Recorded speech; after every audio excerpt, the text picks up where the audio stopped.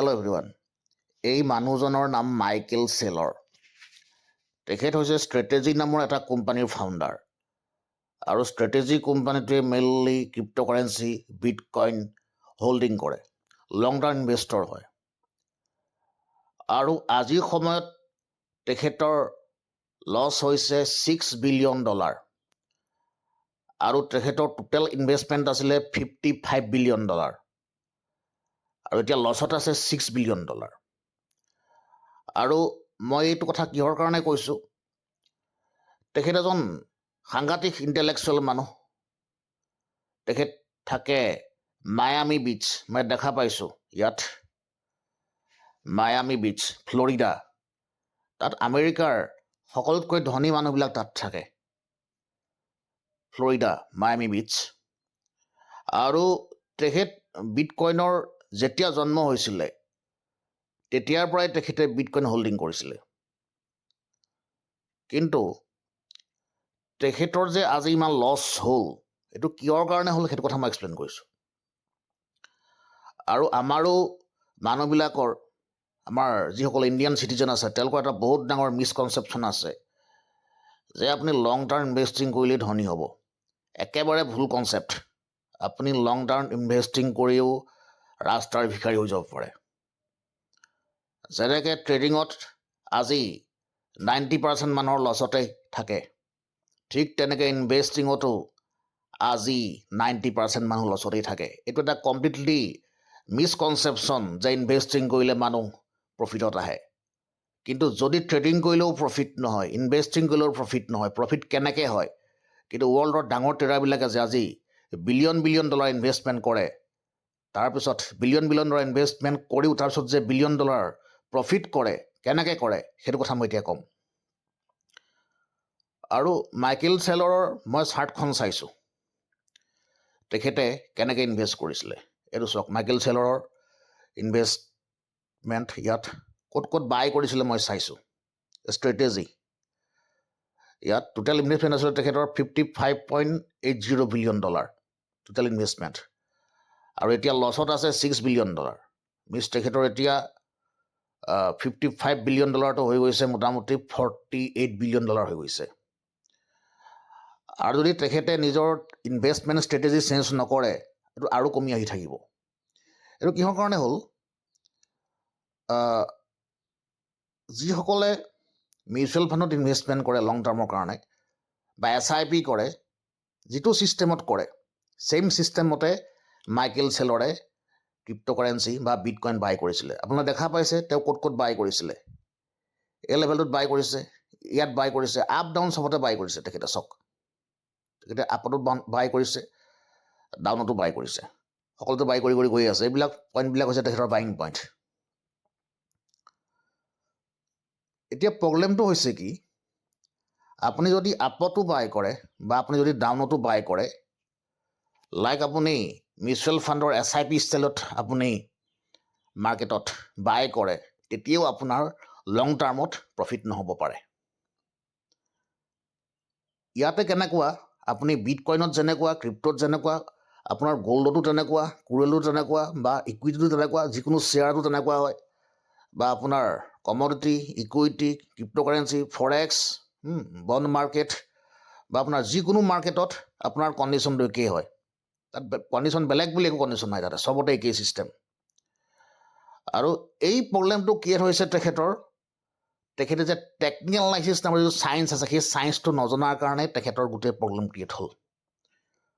Fundamentally তেখেতে এটা অনুমান কৰি পেলাই কাম কৰিছে যে বিটকইন ওপৰত যাব, ৱৰ্ল্ডৰ এটা টপ মোষ্ট ক্ৰিপ্ট'কাৰেঞ্চিৰ ওপৰত যাব। তেখেতে ফাণ্ডামেণ্টেলি এটা কেলকুলেশ্যন কৰিলে, কিন্তু তেখেতৰ কেলকুলেশ্যনটোৱে ইয়াতে কাম নকৰিলে।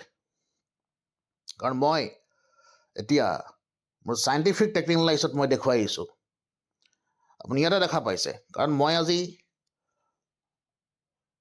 নৱেম্বৰতে মই কৈছিলোঁ যে বিটকইন ক্ৰেছ হোৱাটো কনফাৰ্ম। মই সেইটো অকল ট্ৰাম্পৰ ষ্টেটমেণ্টৰ ওপৰত বিশ্বাস কৰিয়ে কোৱা নাছিলোঁ। তাত মই কৈছিলোঁ যে মাৰ্কেট ক্ৰেছ হোৱা কনফাৰ্ম কৰাত ইয়াত ইচিম'ও ডিটেকশ্যন আহিছে, ইয়াতে AI ডিটেকশ্যন আহিছে। আৰু আপোনালোকে হয়তো জানে আজিৰ সময়ত AI বিলাক ইমানেই পাৱাৰফুল। এতিয়াতো AI ছ'চিয়েল মিডিয়া আহি গৈছে। আপোনাৰ অফিচিয়েল কাম বা আপোনাৰ যিকোনো কাম, আনঅফিচিয়েল কাম, আপোনাৰ ছ'চিয়েল মিডিয়া, আপোনাৰ মাৰ্কেটিং, আপোনাৰ ট্ৰেডিং, আপোনাৰ ইনভেষ্টমেণ্ট, যত যি আছে চব আজি AI কণ্ট্ৰল কৰে। আজি আমি ট্ৰেডিং কৰোঁতে ৱৰ্ল্ডৰ টপ মোষ্ট আৰ্টিফিচিয়েল ইণ্টেলিজেঞ্চি এপ্লাই কৰোঁ। এতিয়া চাব পাৰে ইয়াত আৰু ইচিমকো টেকন'লজি মই বাৰে বাৰে কৈ আছোঁ কেতিয়াও ফেইল নহয়। ৱৰ্ল্ডত যদি কেতিয়াও ফেইল নোহোৱা ছিষ্টেম আছে ফাইনেন্সিয়েল ট্ৰেডিঙত অনলি ইচিমকো, কিন্তু এইটো শিকোঁতে আপোনাৰ বছৰ টাইম লাগি যাব, 1-1.5 বছৰ টাইম লাগি যাব। দেখা পাইছে ইয়াতে বিটকইন যেতিয়া 1,14,000 আছিলে তেতিয়াই অলৰেডি ইচিমকো ডিটেকশ্যন আহিছে যে মাৰ্কেট ক্ৰেছ হ'ব। আৰু আপুনি যিটো বস্তু অনুমান কৰিব সেইটো বস্তু যদি ফাণ্ডামেণ্টেলছৰ লগত ইচিমকো কনফাৰ্মেশ্যন নাথাকে আপুনি মাৰ্কেটত কেতিয়াও ছাষ্টেইন কৰিব নোৱাৰে। লগত আপোনাৰ AI কনফাৰ্মেশ্যন থাকিব লাগিব। আৰু মই তেতিয়াই কৈছিলোঁ যে 1,11,000 হওঁতে মই কৈছিলোঁ যে বিটকইন ক্ৰেছ হোৱাটো 100% কনফাৰ্ম। আৰু তাৰ উপৰিও ট্ৰাম্পৰ ষ্টেটমেণ্টটো আছিলে যে তেখেতে মাৰ্কেট বিটকইন সহায়ত ক্ৰেছ কৰিব পাৰে। কিন্তু কি কৰিলে, কিন্তু এতিয়া প্ৰব্লেমটো কি হ'ল, এই মাইকেল চেলৰ নামৰ যিজন মানে বিলিয়নৰ আছিলে তেখেতে এইবিলাক একচুৱেলি টেকনিকেল এনালাইচিছৰ কথা তেখেতে একো নাজানে। আৰু যদি টেকনিকেল এনালাইচিছৰ কথা তেখেতে জানিলে হয় তেখেতে এইটো ভুল নকৰিলে হয়। আৰু তাৰ ফলত কি হ'ল আপুনি দেখা পালে যে মাইকেল চেলৰ আজি $6 বিলিয়ন লছ হৈ আছে ক্ৰিপ্ট'কাৰেঞ্চিত বা বিটকইনত। আপোনালোকে চাব এইটো MSTR বুলি কয়, তেখেতৰ কোম্পানীৰ নাম MSTR, মাইক্ৰ'ষ্ট্ৰেটেজি। আৰু এই কথাবিলাক কিহৰ কাৰণে হয়, আজি 2008ত যেতিয়া লেমেন ব্ৰাদাৰ্ছৰ সময়ত মাৰ্কেট ক্ৰেছ হৈছিলে তেতিয়া আপোনালোকে জানে যে আমেৰিকাত কেইবাটাও বেংক বন্ধ হৈ গৈছিলে। আজি $বিলিয়ন আমেৰিকাত ৰাতাৰাতি নোহোৱা হৈ গৈছিলে। মানুহৰ বেংকত fixed deposit, recurring deposit, saving account যিমান পইচা আছিলে চব ৰাতাৰাতি নাইকিয়া হৈ গৈছিলে। আৰু একচুৱেলি চাবলৈ গ'লে $55 বিলিয়ন তেখেতৰ টোটেল ইনভেষ্টমেণ্ট আছে বিটকইনত। মই আকৌ চাইছোঁ টোটেল ইনভেষ্টমেণ্টটো আপোনালোকে চাব, $55 বিলিয়ন ইনভেষ্টমেণ্টটো এটা বহুত ডাঙৰ ইনভেষ্টমেণ্ট হয়। কিন্তু প্ৰব্লেমটো কি, তেখেতে য'ত বাই কৰিছে সেইবিলাক কোনো বাইং পইণ্ট নহয়।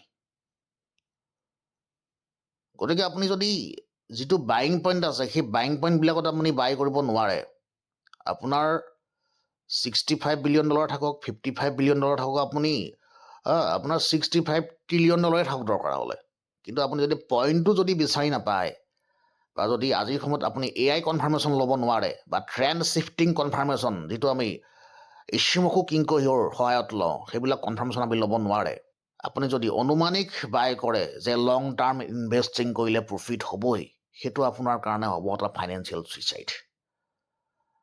আৰু মাইকেল চেলৰ এই কাহিনীটোৱে এইটো কথাই প্ৰতিপন্ন কৰে, আপুনি যদি লং টাৰ্ম ইনভেষ্টিঙো কৰে আপোনাৰ প্ৰফিট কেতিয়াও নহয় যদিহে আপুনি ট্ৰেণ্ড কনফাৰ্মেশ্যন কৰিব নোৱাৰে বা যদিহে আপুনি কোনটো পইণ্টত ইনভেষ্ট কৰিব লাগে, কেতিয়া ইনভেষ্ট কৰিব লাগে সেইবিলাক কথা একো নাজানি আপুনি ব্লাইণ্ডলি SIPত ইনভেষ্ট কৰাৰ নিচিনাকৈ ইয়াতে আপুনি ইনভেষ্ট কৰিবলৈ যায়। গতিকে লং টাৰ্ম ইনভেষ্টৰ সকলো এতিয়া সাৱধান হ'ব হ'ল, নহ'লে সকলোৰে এই মাইকেল চেলৰ নিচিনা অৱস্থা হ'ব যদিহে আপুনি ফাইনেন্সিয়েল মাৰ্কেটৰ টেকনিকেল এনালাইচিছ নামৰ ছায়েন্সটো নাজানে, যদিহে AI নাথাকে, যদিহে আপুনি ইচিমকো টেকন'লজি নাজানে, সকলোৰে এই মাইকেল চেলৰ নিচিনা অৱস্থা হ'ব। গতিকে আহক ট্ৰেডিং আৰু ইনভেষ্টিং আপুনি যিয়ে নকৰক লাগে আজিৰ সময়ত টেকনিকেল এনালাইচিছ ছায়েন্সটো শিকক আৰু তাৰপিছতহে ফাইনেন্সিয়েল মাৰ্কেটত এণ্ট্ৰি কৰক।